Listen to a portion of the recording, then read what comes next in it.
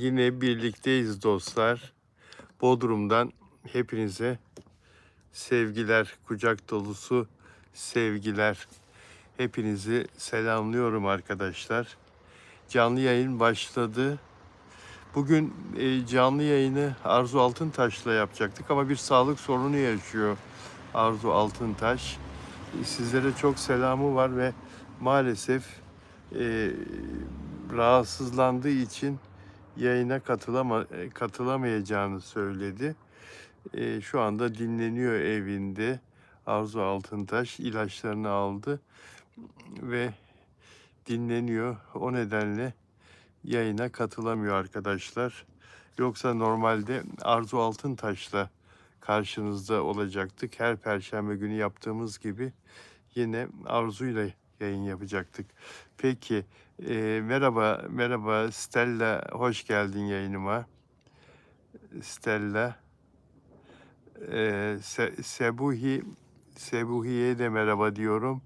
Ruksara, aleykümselam. Nur Hayat, merhaba. Jasmine, teşekkür ederim Nur Hayat. Merhaba Simon. Dostlar, Kırcal merhaba. Şebnem Keçecioğlu teşekkür ederim. Leoni, harika bir yayın geçirmenizi diliyorum diyor Leoni. Teşekkür ederim. Alketa merhaba. Stella, Yunanistan'dan değil mi Stella? Aklımdan geçti demin selamını okurken Stella Yunanistan'dan yazdığını biliyorum. Yunanca altyazıları da ekliyorum. Umarım memnunsunuz. Sizin dilinizde de altyazıları çok uzun zamandır ekliyorum. Videoları, daha sonra videoları yayın bittikten sonra. Nur Hayat herkese merhaba diyor. Peki. Arzu Özdemir merhaba diyor. Peki dostlar. Bugün çünkü odada ilişki ortada, ondan patlatıyorlar diyor Niyase. Peki Niyase, konuşacağız. Miyase selam verdi. Kedicik selam verdi. Kedicik ne güzel bir isim. Kedicik, köpekcik, miyavcık. Merhaba Azra Yay. Evet arkadaşlar, bugün gündemimiz yine dolu ve Afra Saraçoğlu, Mert Ramazan Demir'le ilgili sorduğunuz soruların da umarım cevabından memnun olursunuz, alacağınız cevaptan. Taşacak bu denizle ilgili müthiş bir gelişme var, onu konuşacağız. Afra ve Poyraz'la ilgili de konuşacaklarımız var. Mert Ramazan Demir'le ilgili konuşacaklarımız da var elbette. Ve yasaklı maddeyle ilgili test sonuçları çıktı. Geçtiğimiz günlerde ünlü isimler uyuşturucu kullandıkları savıyla, şüphesiyle gözaltına alınmışlardı ve ifadeleri alındıktan sonra Adli Tıp Kurumu'nda da test yapılmıştı onlara. Uyuşturucu maddeyle ilgili sonuçlar çıktı. Onu da konuşacağız. Ancak öncelikle şu dizi setine baskın konusunun bir üzerinden geçelim. Dün TRT'nin dizi seti polis tarafından basıldı. TRT tabii platformu için çekilen Ateş Denizi dizisinin İstanbul Beykoz'daki setine polis ekipleri geldi. Yasaklı madde soruşturması kapsamında başrol oyuncusu Erdem Kaynarca gözaltına alındı ve kendisinin ifadesi alındı. Beykoz Kundura Fabrikası'nda kurulan sette çekiliyor Ateş Denizi dizisi. Başrol oyuncusu setten alınıp götürüldü. Elbette polisin, sayın polis memurlarının bir bildiği vardır. Evden çağırmayıp da ya da evden almayıp da setten almalarını gerektiren bir durum olmuştur. O nedenle setten alınmıştır oyuncu ve kendisinin ifadesi alındıktan sonra, test de yapıldıktan sonra serbest bırakıldığını öğrendik arkadaşlar. Şu pardon, bir saniyenizi rica ediyorum. Bilgisayarda bir, evet, bilgisayarı tekrar başlatıyorum. Bu arada sorularınız da gelmeye devam ediyor. DM'den de soran çok sayıda arkadaş var. Hepsine cevap vereceğim. Şimdi şunu şuraya bir saniyenizi daha rica ediyorum. Evet. Evet arkadaşlar. Haluk Levent'le ilgili ilginç bir gelişme var. Ahbap Derneği'nin başkanı ünlü sanatçı Haluk Levent, çek problemi nedeniyle karşılığı olmayan çek düzenlediği gerekçesiyle, şimdi o haberi açmam lazım arkadaşlar. Önemli bir gelişme. Haluk Levent'le ilgili, çok sevilen bir sanatçı Haluk Levent, biliyorsunuz. Kısa bir müsaade istiyorum. Evet.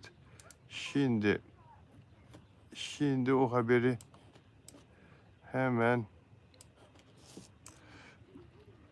evet. Haluk Levent. Mahkemeden Haluk Levent'e 70 milyon lira ceza. İstanbul Anadolu 24. İcra Dairesi Haluk Levent'le ilgili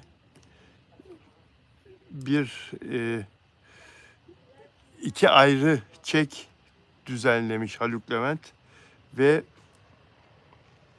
düzenlediği bu iki ayrı çekten dolayı 70 milyon lira adli para cezası kesildi Haluk Levent'e. Haluk Levent'in bu çekleri karşılıksız olarak düzenlediği mahkemece tespit edildi ve 70 milyon lira para cezasına çarptırıldı. Ünlü şarkıcı, sevilen şarkıcı, Ahbap Derneği'nin, Yardımsever Ahbap Derneği'nin kurucusu Haluk Levent, iki farklı çeki karşılıksız düzenlediği kararını verdi mahkeme. Ve çeklerden biri 19 milyon küsur, bir diğeri de 50 milyon lira küsur ve yerel mahkeme kararını verdi. İstinafa gidiyor. Karara itiraz etti Haluk Levent ve bir üst mahkemeye gidiyor. O üst mahkemenin kararı bekleniyor şimdi ve ondan sonra bu 70 milyon lirayı Haluk Levent'in ödemesi istenecek. Eğer üst mahkeme kararı onarsa, eğer ödemezse cezaevine gireceği iddia ediliyor Haluk Levent'in. Haluk Levent'in bundan 30 sene önce de 1997 yılında da benzer bir suçtan, yine çekle ilgili bir suçtan başı derde girmişti arkadaşlar Haluk Levent'in. Ancak uzun zamandır Haluk Levent'in hukuk konusunda bir problemi, bir sıkıntısı yoktu. Aksine çok güvenilir bir insan, çok güvenilir bir sanatçı, bir yardımsever olarak Türk toplumunun önemli bir kısmı tarafından milyonlarca insan sevilen, sayılan bir sanatçı Haluk Levent. Umuyorum bu mahkeme kararı istinafta bozulur ve Haluk Levent bu suçtan aklanır diye umuyorum, ümit ediyorum. Öyle olmasını ümit ediyorum arkadaşlar. Evet, şimdi Afra ve Poyraz ilişkisini kimler neden parlatıyor? Afra ve Poyraz'ın ilişkisini kimler neden parlatıyor? Bunu konuşacağız arkadaşlar biraz sonra. Ve Mert Ramazan Demir'in sevgilisi kim? Dün iddia edilen Manifest kızından bir haber yok. Manifest kızı Mert Ramazan Demir'in sevgilisi olarak televizyonda Ece Erken tarafından söylenmişti ve medyada da o haber geniş şekilde yer almıştı. Hilal Yelekçi ile ilgili haber. Sosyal medyada bazı hesaplar, bazı iddialarda bulunuyorlar. Hilal Yelekçi'nin sevgilisi var, Hilal Yelekçi'nin nişanlısı var şeklinde. Bazı hesaplarda evet Mert Ramazan Demir ile Hilal Yelekçi sevgili diye yazanlar da var. Çeşitli iddialar var. Fakat işin ilginç tarafı Hilal Yelekçi'den hiçbir açıklama yok. Şimdi düşünüyorum da arkadaşlar, nişanlı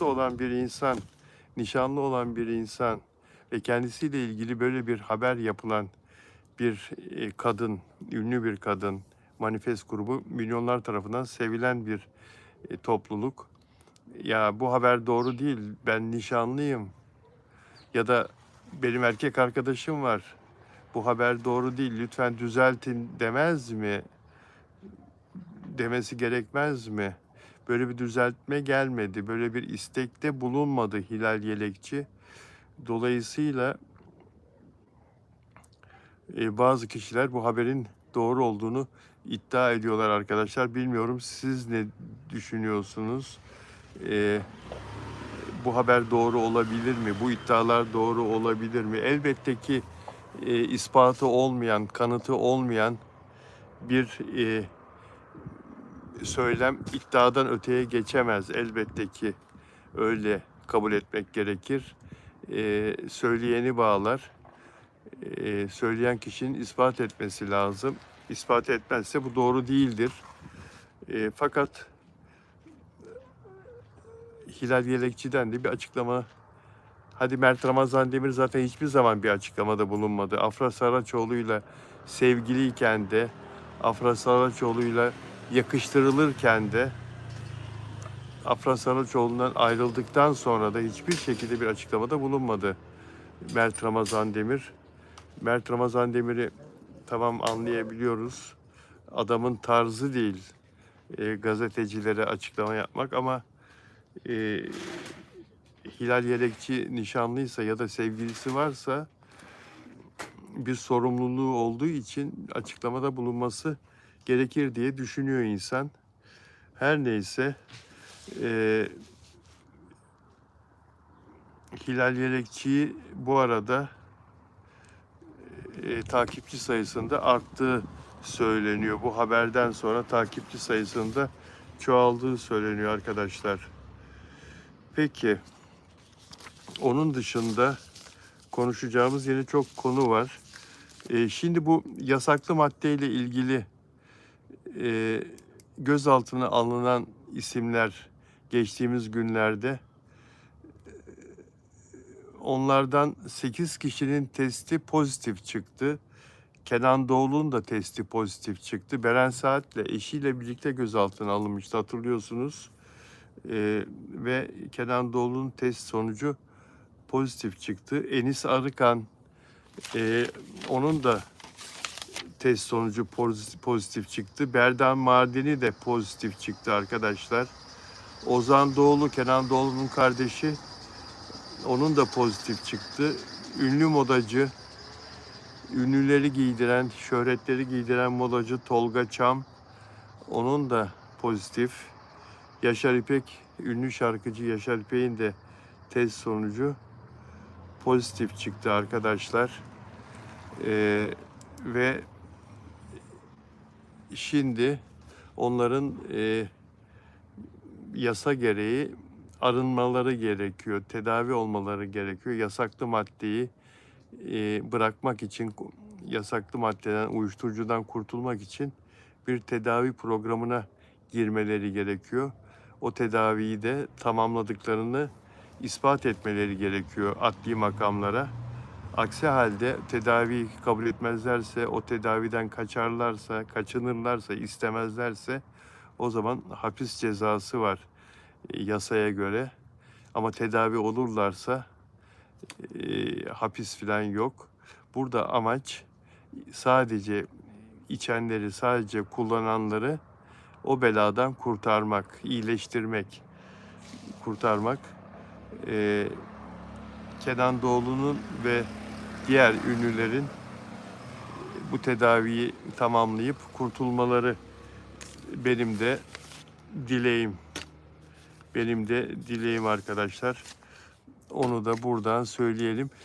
Beğen yaparsanız memnun olurum. 280 kişi var şu anda ve 30 beğen var. Beğen sayısını artırabilirsek mutlu olurum arkadaşlar ve abone olarak izlerseniz de sevinirim. Bugün normalde Arzu Altıntaş'la yayın yapacaktık. Arzu Altıntaş'ın hepinize selamı var. Bir rahatsızlık geçirdi. Bir sağlık sorunu geçirdi ve o yüzden canlı yayında Arzu yok bugün.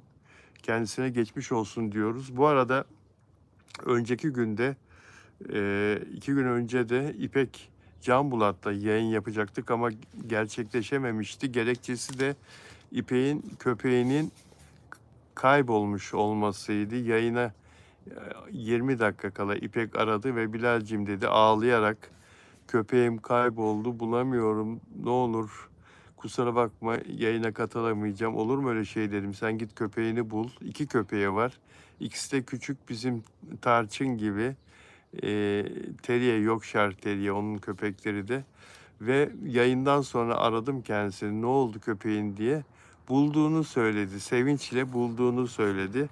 Köpek, dişi köpek, bir köpeğin peşine takılmış. Gezerken İpek'in devamlı alışveriş yaptığı marketin sahibi görüyor oturduğu yerde. Bu ya diyor, ben bu köpeği tanıyorum diyor. Bu bizim İpek Hanım'ın köpeği. Ne işi var burada dolaşıyor? Alıyor köpeği kucağına. İpek'i arıyor telefonla. Diyor köpeğiniz kayıp mı diyor. Burada aynı sizin köpeğinize benzer bir köpek buldum. İpek çığlık çığlığa koşuyor hemen. Sarılıyor köpeği, alıyor. Teşekkür ediyor markete. Güzel insanlar, iyi insanlar var. Şükür olsun. Evet. Nurhayat, şükür olsun. Sorun var diyor. Dımerskor sorun var diyor. Bulundu, köpeği bulundu Erdem Tosun. İpek'in köpeği bulundu. İpek'in köpeği bulundu arkadaşlar. Hepimiz çok sevindik. Ya Ricky Martin, ünlü Latin şarkıcı, Porto Rikolu ünlü şarkıcı. Bundan 30 sene evvel daha yeni çıkmıştı piyasaya. Çok yıldız gibi parlamıştı bir star olarak. Ve Türkiye'ye, İstanbul'a konsere gelmişti. Ben de o zamanlar genç bir muhabirdim ve kendisiyle röportaj yapmıştım Star Televizyonu için. Hatta ona özel bir program ayırmıştım Star Televizyonu'nda. 45 dakikalık bir yayın yapmıştım. Dünya starıydı çünkü çok müthiş bir rüzgarla çıkmıştı Ricky Martin. Shakira'nın, yani bugün Shakira nasıl yıllardır çok meşhursa, Ricky Martin de erkek Shakira gibi böyle müthiş bir Latin rüzgarıyla çıkmıştı. Ricky Martin ve şimdi İstanbul'a geliyor yine. 11 Temmuz'da konseri var Küçük Çiftlik Parkı'nda. Ricky Martin'in o eski şaşası, o ilk çıkışındaki o müthiş ilk 8-10 senedeki müthiş şöhreti biraz eskisi kadar büyük olmasa da yine de sevilen önemli bir isim Latin müziğinde. Ve Ricky Martin şöyle bir talebi var, özel talepleri var Ricky Martin'in. 54 yaşına da gelmiş, yıllar geçiyor. 54 yaşına gelmiş. Ben onunla tanıştığımda 24 yaşındaydı, evet. Ben diyor İstanbul'da çamur banyosu yapmak istiyorum. Çamur terapisini yapmak istiyorum diyor. Mineral bakım kürleri. Meraklıymış böyle bir yenilenmeye, vücudunu, cildini çamur banyosuyla yenilemeye meraklıymış. Ve doğal çamur banyolarını İstanbul programına dahil etmek istediği, aynı zamanda oksijen terapisi yapmak istiyormuş. Özel oksijen kapsülü de talep etmiş. Konserden önce oksijen terapisi yap. Milletin ne kadar ilginç istekleri var, görüyor musunuz arkadaşlar? Özel oksijen kapsülü talep etmiş Ricky Martin. Neler geliyor insanların aklına, neler talep ediyorlar. Evet, 11 Temmuz'da İstanbul'da sahneye çıkacak. Porto Rikolu ünlü sanatçı Esra Dermancıoğlu'nu komik buluyorum ben ve konuşmalarını falan beğeniyorum. Oyuncu Esra Dermancıoğlu. Kocam beni şükürler olsun ki aldattı demiş. Kocam beni iyi ki aldattı demiş. Eski kocam tarafından aldatıldım. Affettim ve onunla arkadaş kaldık. Ama ilişkiye devam etmem. Affederim ama ilişkiye devam etmem. Umurum olmaz, ayrılırım demiş. Yani iş üzerine düşmem, ayrılırım, bırakırım. Fakat iş konusunda aldatılırsam affetmem. İlişki konusunda, özel ilişki konusunda aldatılırsam, özel hayatta aldatma güdüseldir. İçgüdüyle erkek ya da kadın aldatır demek istiyor. Bir başkasına gider. Güdüseldir, o bir duygudur, bir histir. Ama iş hayatında kandırmak bilinçli şekilde yapılan bir şeytanlıktır. Kazık atmaktır. İş hayatında yapılan aldatmayı asla affetmem. İsterse gitsin başka bir kadınla beni dilediği kadar aldatsın ama iş hayatında aldatırsa her şey biter.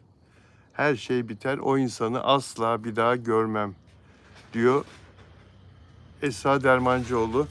Vallahi ben katılmıyorum. Bence özel hayatta da aldatmak çok ağır. Asla affetmem. Öyle bir şey yaşanırsa. Çok şükür ben şimdi çok mutlu bir hayat yaşıyorum eşim Şebnem'le. Öyle bir sıkıntım yok da hani prensip olarak söylüyorum. Aldatmanın iş hayatı, özel hayat yani affedilecek gibi olmaz. İkisi de aldatmadır, ikisi de ihanettir, ikisi de bir insanı yok saymaktır, bir insana kazık atmaktır. Ben ikisinde de affetmekten taraf değilim. Bilmiyorum siz ne düşünüyorsunuz? Servin işi sağlam burada arkadaşlar. Servin işi sağlam moderatörüm. Beğen yapalım diyor. Lütfen beğen yaparsanız, Servin'in işine yardımcı olursanız işini yapmasına memnun olurum ben de. Servin iyisin umarım. Her şey yolundadır umarım Servin. Senin hayatında da her şey iyidir. İyi gidiyordur umarım. Ee, Diğer moderatör arkadaşları burada mı? Teşekkür ederim Servin. İyiyim. Sen nasılsın? Dostlar, evet. Abone olarak izlerseniz mutlu oluruz. Çünkü algoritmanın bizi daha çok algılaması için abone sayısının artmasının önemi var. Selvi, merhaba Selvi Öztürk, hoş geldin. Özel abonelerimden şu anda yayını izleyenler var mı? Rica ederim Selvin. Süreyya Diker hanımefendi burada mı? Süreyya Diker hanım, özel abonem. Arjantin'den Nelly Manzano artık uğramaz oldu canlı yayınlara. Daha sonra izlediğine eminim ama insan canlı yayında da görmek istiyor. Delfina Dimasio Şili'den özel abonem burada mı acaba? Ona da selam olsun.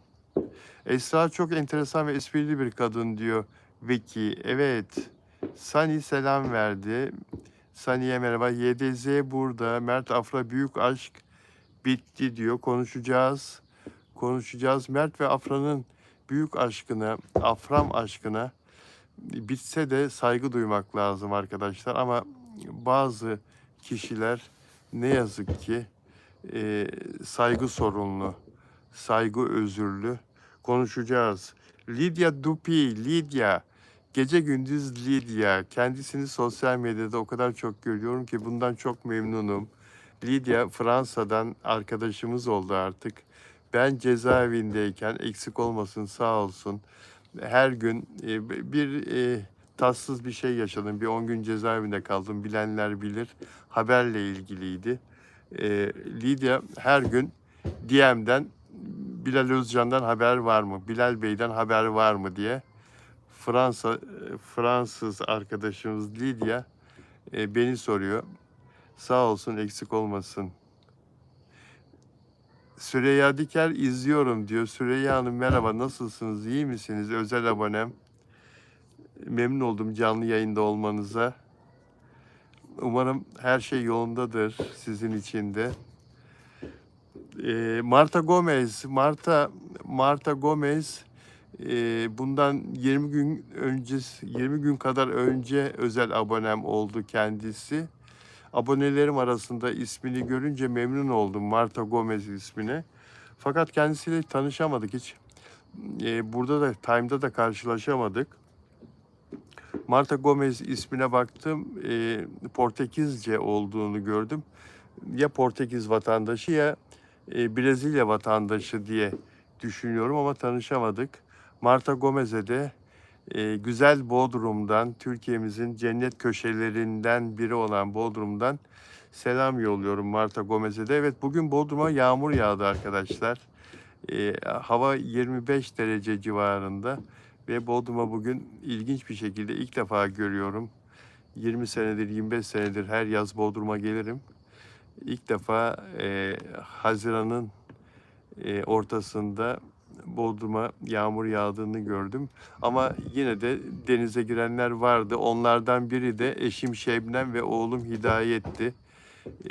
Bizi denize götür lütfen dediler. Arabayla denize aşağıya indirdim onları. Yakın deniz, 400 metre kadar aşağıda denize götürdüm. Onlar yüzdüler. Ben eve geldim. Bu yayın için hazırlanmaya devam ettim. Sonra da gittim aldım tabii. Yağmurda denize girmenin keyfini yaşadılar. Bilal Bey, bizler de o dönemde sayfalarınızı takip edip desteklerinizi eksik etmedik. Çok teşekkür ederim Sema. Sema, çok teşekkür ederim güzel kardeşim. Sema Dumantepe TV. Benim cezaevine girdiğim zaman yürüyerek neden gitmediler diyor Miyase. Islanmamak için Miyase. Çok yağmur yağıyordu. Yani şemsiyeler falan da getirilmedi İstanbul'dan buraya. Yazın ortasında yağmur yağacağı hiç düşünülmediği için onun için gitmediler yürüyerek. Afran bitmedi, hepsi oyun diyor Miyase içme. Sema Dumantepe'ye tekrar teşekkür ediyorum. Güzel ruhlu arkadaşım benim. Peki dostlar. Evet, Afra'nın Poyraz ile ilişkisi tamamen PR üzerine kurulu yazılı bir mesaj. Bana yollanan bir mesajı okumuştum dün size. Bugün yine bu konuda konuşacağız. Bugün konuşacağız yine. Afra ile Poyraz kayboldu diyor Sevda Gün. Afra'nın defakto çekimleri vardı biliyorsunuz. Afra Saraçoğlu defakto'nun yeni yaz kampanyası için kameralar karşısına geçti ve çok güzel bir çalışma olduğu belirtiliyor.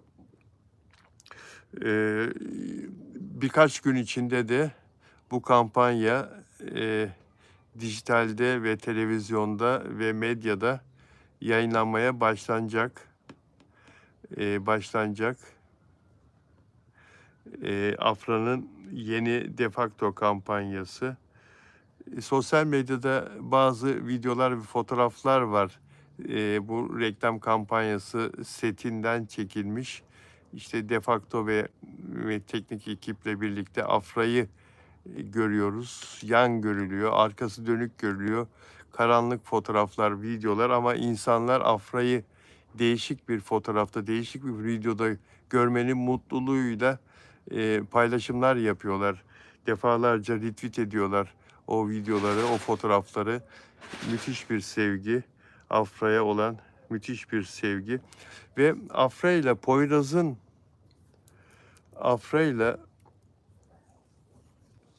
Poyraz'ın ilişkisi bazı hesaplarda ısrarla öne çıkarılıyor ve Afra ile Poyraz'ın ilişkisi parlatılmaya çalışılıyor. Evet, anladık, Afra ile Poyraz bir ilişki içindeler. Afra'nın yeni sevgilisi Poyraz, anladık. Bunu bilmiyorum, sizler ne düşünüyorsunuz, ama ben kabullenmiş durumdayım. Afra Saraçoğlu ile Poyraz'ın bir ilişkisi olduğuna ikna oldum. Zaten beni takip ettiğiniz için bilirsiniz. Ben Ece Erken Havalimanı'nda oğluyla, Eymen'le tatile giderken söyledikleriyle o andan itibaren Ece'ye inanmıştım ve hakikaten Afra ile Poyraz'ı birlikte gördüğünü ve onları sevgili olarak anladığını bize aktarırken ben de kabullenmiştim ve bana o zaman İpek Canbulat karşı gelmişti. Sizlerden de karşı gelenler olmuştu. Nasıl kabulleniyorsun, yok öyle bir şey filan, ilişki filan diye. Sonra yaşadıklarımız da zaten defalarca bu ilişkinin gerçek olduğunu ispat etti hepimize. En son Bebek'te arabanın içinde işte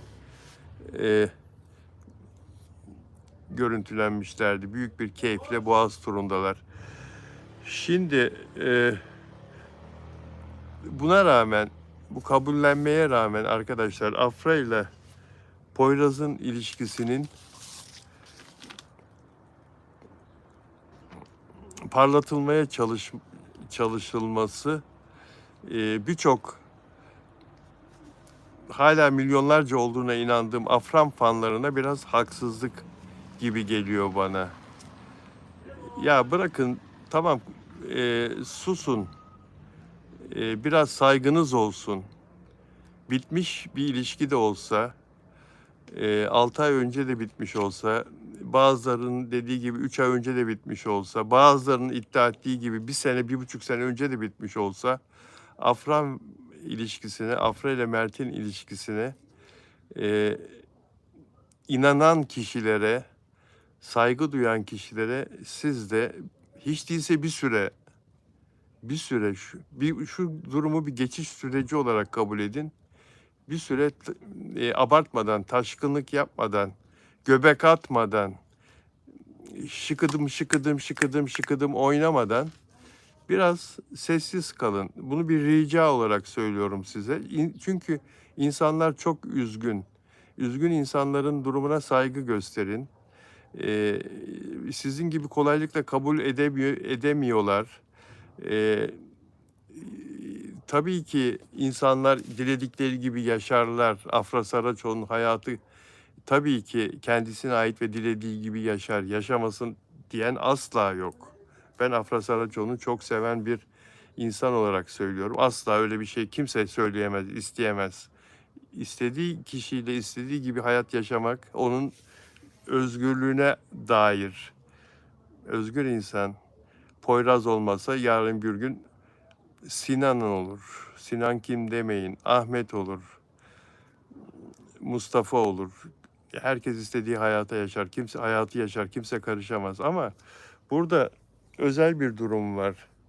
Yani ne demek istediğimi sizler çok çok iyi anlıyorsunuz.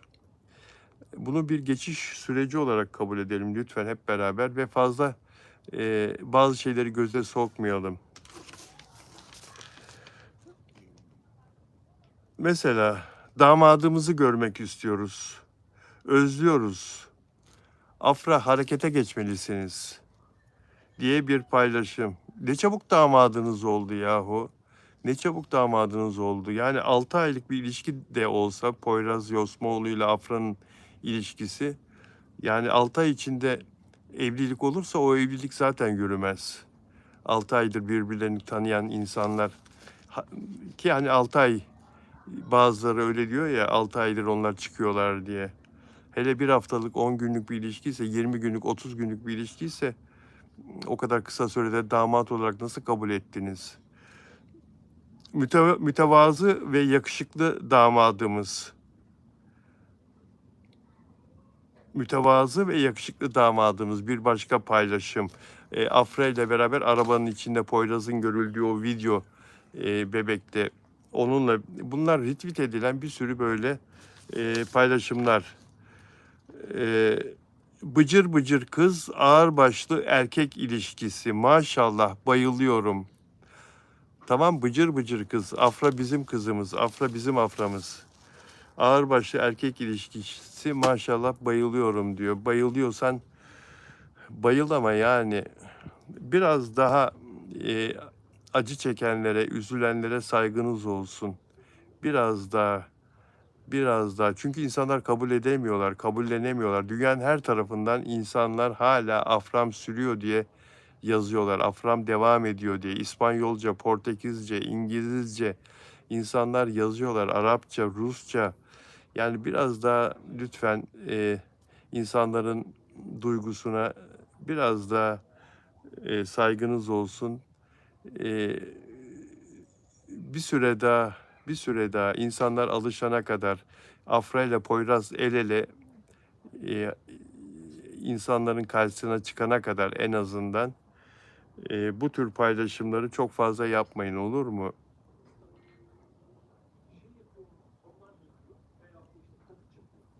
Evet, Poyraz da Afra'dan 3 yaş büyük. Poyraz'ın ailesi istemez. Evlensin, bizler üzülüyoruz. Afra kendisini kullandırmasın. Ece sonra Poyraz ve Afra arkadaş gibi dedi. Afra Mert'te olduğu gibi değil dedi. Afra Mert'te olduğu gibi mi değil mi? Yani şunu söyleyeceğim. Kim bu arkadaş? Miyase. Miyase, Afra Mert'le olduğu gibi zaten toplum içinde olamaz. O havalimanından söz ediyorsun. Zaten Mert'le de toplum içinde havalimanında çok onları gördük ya, videolarını, fotoğraflarını. Öyle bıcır bıcır Afra olamaz zaten. Özelinde aynı odanın içindeyken Poyraz sevgilisi ise istediği gibi yakınlaşır Afra. Bunu toplum içinde göstermez tabii. Yani mümkün değil.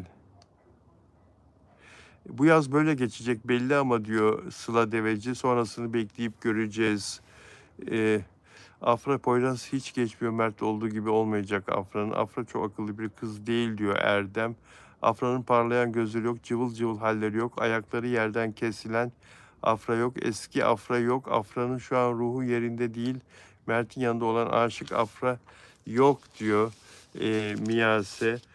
Bu arada Fazilet Hanım ve kızları yurt dışında hala ilgiyle izleniyor. 10 yıldan fazla oldu değil mi arkadaşlar?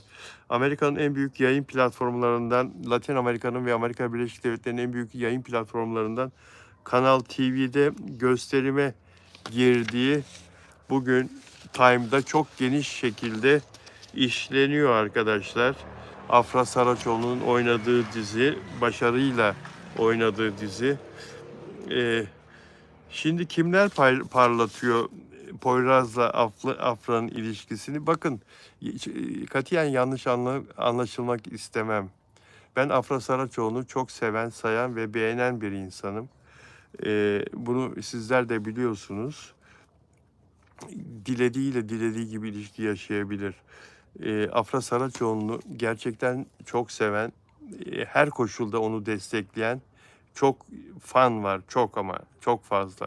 Yani Mert Ramazan Demir'den bağımsız, Poyraz'dan da bağımsız, sadece Afracı olan, Afra'nın huzuru için, mutluluğu için, başarısı için dua eden, onu destekleyen çok insan var.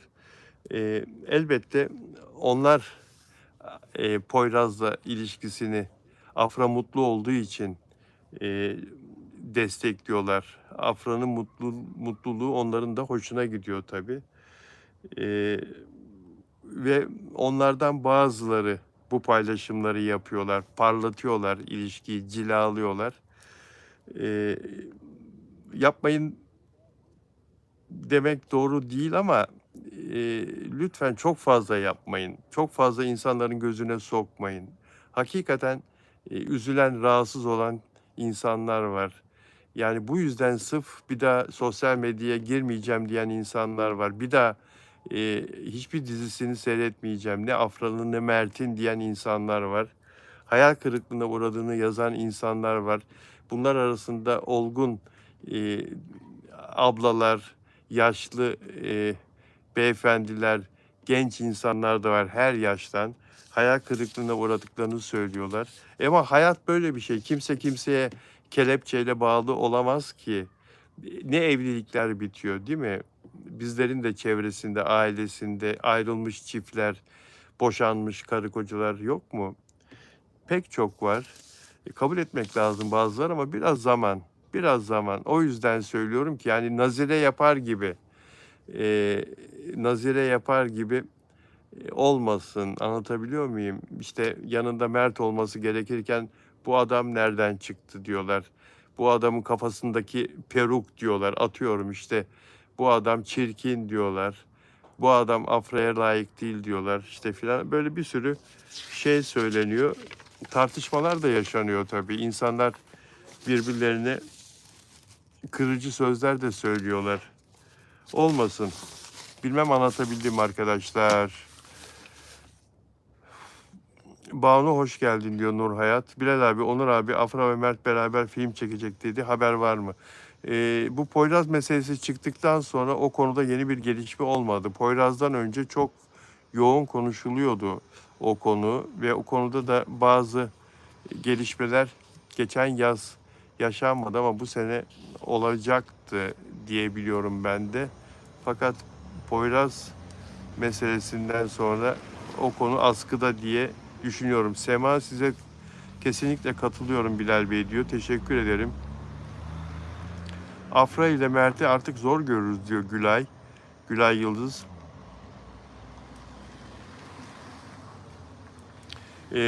Bu arada Bilal Bey lütfen bize baskı yapılmasını istemiyoruz. Adam çocuk gibi kalıyor yanında diyor.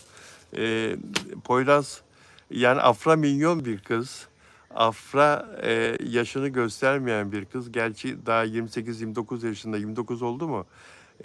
Afra 23 gibi gösteriyor. Fakat Poyraz onun yanında daha genç gösteriyor. Daha çocuk gibi gösteriyor. Yaş olarak da Poyraz 3 yaş daha küçük değil mi arkadaşlar? Afra'dan.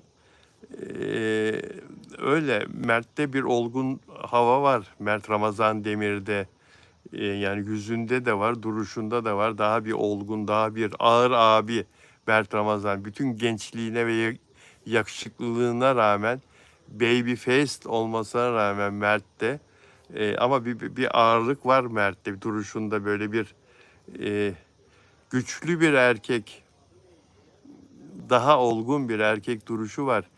Poyraz'da ise daha böyle bir arkadaş gibi yani daha böyle bir genç nesil Z kuşağıymış gibi duruyor Poyraz. Mert daha asil duruyor diyor Aynur. Banu Kavaş geldi. Banu Kavaş geldi. Özel abonem değil pardon. Moderatörüm Banu Kavaş geldi. Banu hoş geldin.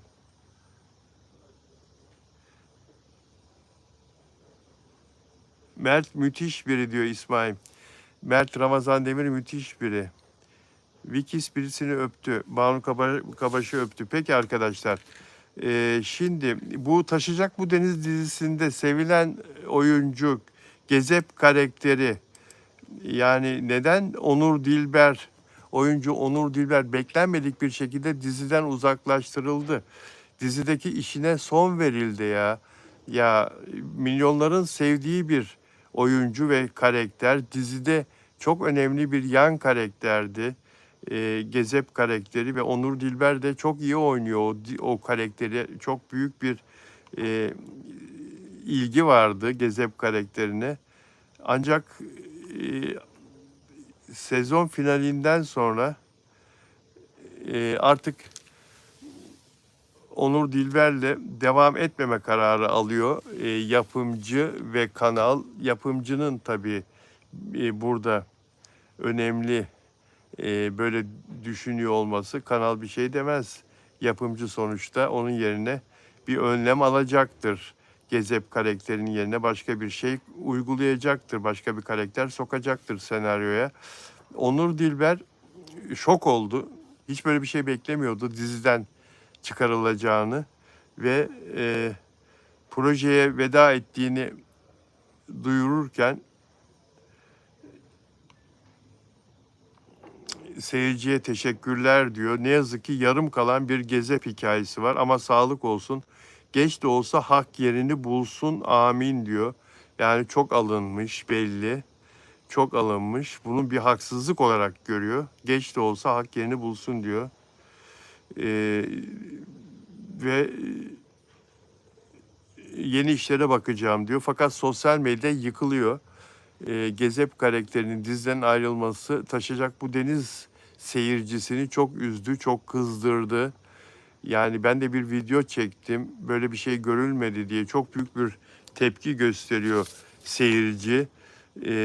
Kızılcık Şerbeti Pembe karakterinin de dizideki işine son verildiği zaman Sibel Taşçıoğlu, oyuncu Sibel Taşçıoğlu'nun seyirci tepki göstermişti ama bu Pembe'den çok çok daha büyük bir tepki arkadaşlar.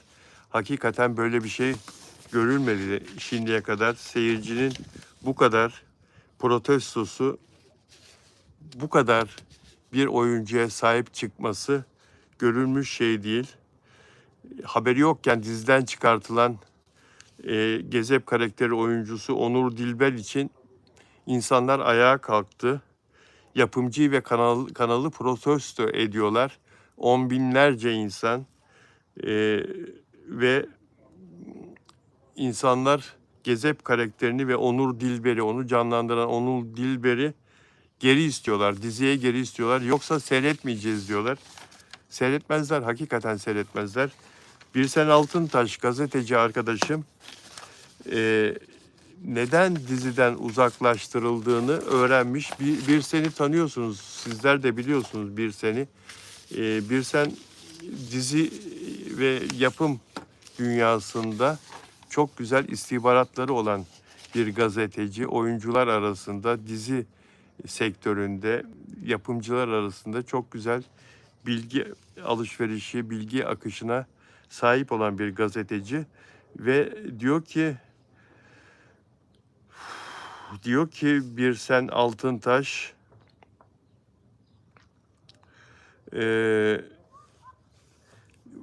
sen diyor senaristleri darlamanın, sürekli şikayet etmenin sonucunu yaşıyorsun diyor. Yani oyuncu Onur Dilber senaristlere Birsen'in verdiği bilgiye göre dizinin senaristlerini darlıyormuş. Yani sıkıştırıyormuş. Artık ne talep ediyorsa onlardan. Beni daha çok yaz mı diyor. Şöyle yaz mı diyor senaristlere Onur Dilber. Ve bunu devamlı yapıyor ki hani darlamak dediğimiz kelimenin Türkçedeki anlamı sürekli olarak sıkıştırmak, baskı yapmak. Baskı yapmak derken yani kaba kuvvet asla öyle bir insan değil zaten Onur Dilber. Ama hani gidip gelip söylemde bulunmak. Demek ki rahatsız oldular senaristler taleplerinden. Onur Dilber'in taleplerinden rahatsız oldular demek ki. Yapımcıya bildirdiler ya bu sürekli olarak bizden bir şeyler istiyor dediler. Ve sürekli de şikayet ediyormuş. Onur Dilber memnun değilmiş senaryoyla ilgili çalışmalardan. Sürekli şikayet ediyormuş. Birsen Altıntaş diyor ki Onur Dilber dizinin yeni sezon kadrosunda olmayacağını açıkladı. Buna senaristleri darlamanın, sürekli şikayet etmenin bir sonucu diyebilir miyiz diyor Birsen. Aslında Onur Dilber'in bu konuda bir açıklama yapması lazım. Senaristleri darladın mı? Senaristleri rahatsız ettin mi? Sürekli olarak onlardan isteklerde mi bulundun? Yani işin işlemesini engelledin mi? Yolunda gitmesini, işlerin yolunda gitmesini engelleyecek bir tavır içinde miydin sette senaristlerle? Ya da yani evinde senarist çalışıyor, telefon geliyor Onur Dilber'den. Bak geçen hafta beni az yazdınız geçen bölüm. Rica ediyorum bu bölümde daha çok yazın. Lütfen yoksa bozuşacağız bak filan. Böyle mi konuştun, böyle mi dedin ne bileyim ben yani. Darlamak başka nasıl olur ki? Ve beni az yazıyorsunuz, bana az rol yazıyorsunuz diye şikayet mi ettin sürekli? Onur Dilber dilerse bana da bağlanabilir, beni de arayabilir telefonla. Bana da bilgi verebilir ve ben buradan onun anlattıklarını söylerim, açıklamada bulunabilir. Böyle mi oldu? Yoksa işin aslı başka mı? Onur Dilber'in bu diziden uzaklaştırılması başka mı? Rekor derecede Onur Dilber'in diziye geri alınması konusunda istek var. rekor derecede mesaj, yorum yağıyor. Sosyal medya yıkılıyor. Bu konudaki haberlerin altında büyük haksızlık yapıyorsunuz. Onur Güven Atam, OGM Production, büyük haksızlık yapıyorsunuz diye insanlar yazıyorlar.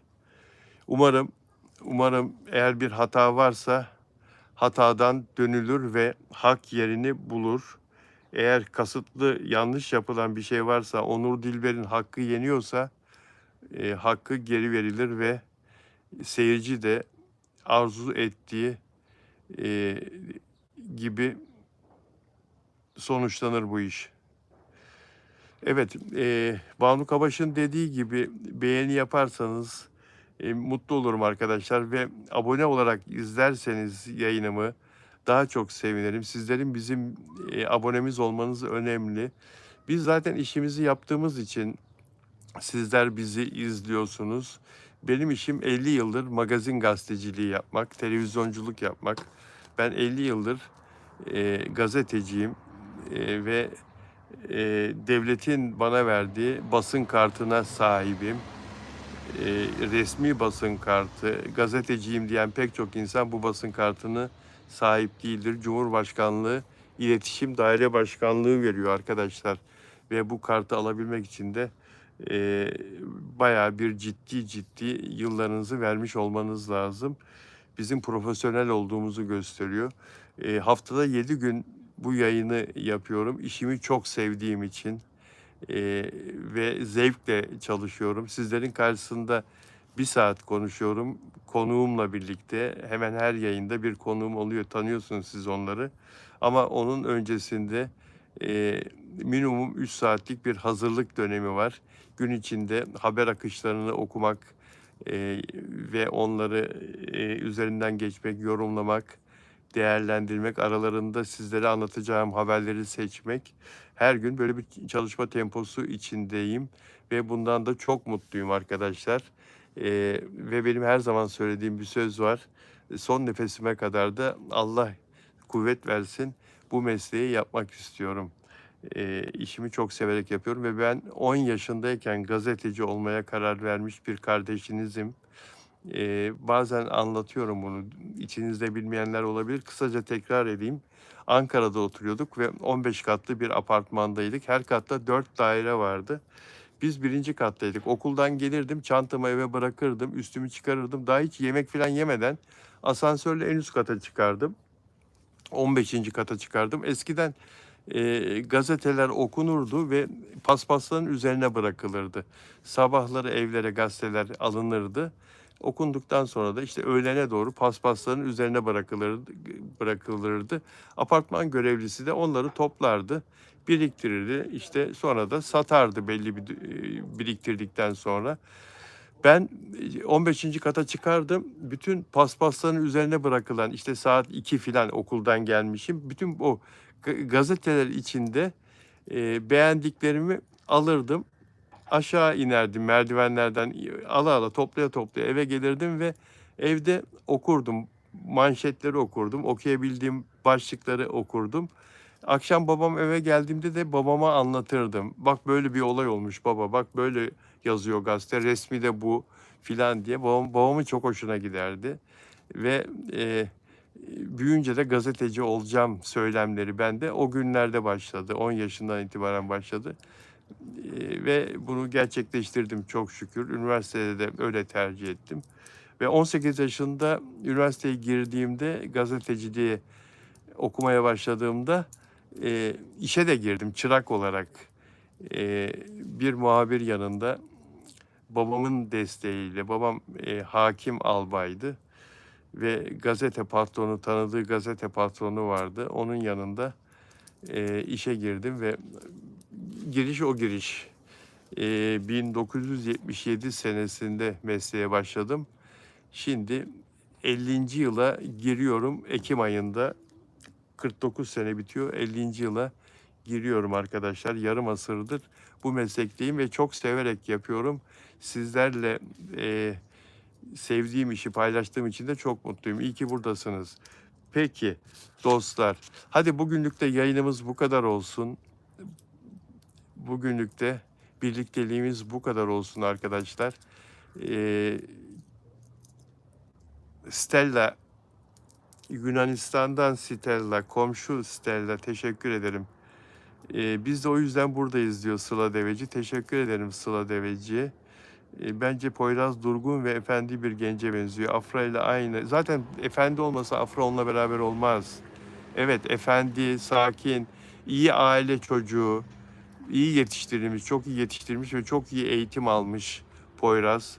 Bunlar çok güzel. Zaten öyle olmasa e, teşekkür ederim. Çok teşekkür ederim. Görüyorum, evet. Öyle olmasa zaten Afra asla onunla birlikte olmaz. Teşekkür ederim arkadaşlar. Azerbaycan'dan selam veren arkadaşıma da çok teşekkür ederim. Aylin'e. Afra'nın Servin diyor ki Servet evlenip yuva kurma kafasında olduğunu zannetmiyorum diyor. Zaten Poyraz da aile babası olacak yaşta değil gibi diyor. Katılıyorum. Mert'i 4-5 yıl hiç arabada yan yana göremedik diyor. Stoak hiçbir zaman göremedik. Arkada gördük galiba da. Süreyya Diker Allah sağlıklı ömür versin. Başarılarınız daim olsun. Süreyya Hanımcığım size de öyle. Size de öyle. Çok teşekkür ederim. Hepimize.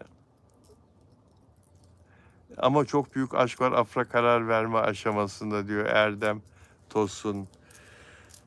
Yani Afra özel hayatında da mutlu olma arzusunda her genç kadın gibi.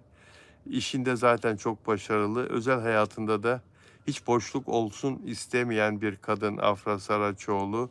Yani ben özelimi yalnız yaşayayım, kimseye ihtiyacım yok, bir partnerim olmasa da olur değil. Afra öyle bir insan değil. Afra sevebileceği ve kendisini sevecek, hatta aşık olacağı ve kendisine aşık olacak, hayatın her türlü yönünü paylaşabileceği, sırtını dayayabileceği, arkasını dönebileceği, güvenebileceği ve onu mutlu edecek bir erkekle yol yürümek istiyor özel hayatında. Ama iş hayatında da kendi kararlarını kendisi verebilecek, gerekirse özel hayatındaki erkeğe danışır, gerekmezse kendi kararlarını kendisi verebilecek kapasitede, çapta, o olgunlukta bir kadın ve iş hayatına da kimseyi karıştırmaz. Menajeri var tabii ama yine Afra'nın dediği olur son durumda. Afra'nın profili budur arkadaşlar. Başka değildir. Bazı kadınlar vardır ama bazı genç kadınlar vardır. Ya olsa da olur, olmasa da olur. Benim için erkek. Hatta olmasa daha iyi olur. Yani ben yolumda yürürüm giderim. İleride evleneceğim zaman, çocuk sahibi olmak istediğim zaman bakarım filan. Belki yani bu kadar yoğunluk içinde bir erkeğe zaman ayıramam.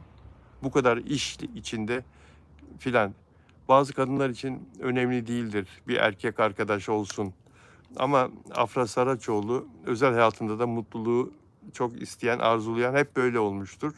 Afra'nın hayatında tanıdığım kadarıyla, bildiğim kadarıyla, takip ettiğim kadarıyla ve saygı duymak lazım arkadaşlar. Saygı duyuyorum. Sadece Afra'yı çok sevenlerden isteyeyim. Biraz lütfen sevincinizi, mutluluğunuzu çok fazla haykırmayın. Lütfen. Hala Afram ümidiyle yaşayan ve çok üzgün olan Afram fanlarına lütfen saygı duyun. Onların daha fazla üzülmesine sebep olmayın. Anlatabiliyor muyum? Afra'nın bu umrunda olmayabilir. Çünkü zaten Mert'ten ayrılmış olmak falan Afra'da bir e, keyifsizlik, sıkıntı falan asla şu anda geriye dönüp bakan falan bir insan değil zaten asla. Ee, Afra hayatına odaklı, yeni hayatına odaklı. Öyle de olması lazım zaten. Bundan dolayı da onu eleştiremeyiz, kınayamayız asla. Ee, Önüne bakan bir insan. Ve dünkü o Hepsi grubunun şarkısını Afra'nın paylaşması storiesinde asla tesadüf değil. Mert'e gönderme arkadaşlar. Mert'e göndermeydi o. Asla tesadüf değil. Aşk Sakızı şarkısı. Dün çok severek anlattığım bir konuydu size. Kahkahalar atarak anlattım. Afra çok zeki bir kadın. Ama Mert'e de çok kızgın, çok kızgın, çok kızgın. O kızgınlığı nasıl geçer bilmiyorum. E, Banu Kavaş, o da çok enteresan bir konuydu, öyle değil mi dostlar? Peki, Mert yapsa eleştirirsiniz ama Mert kral diyor Zeynep.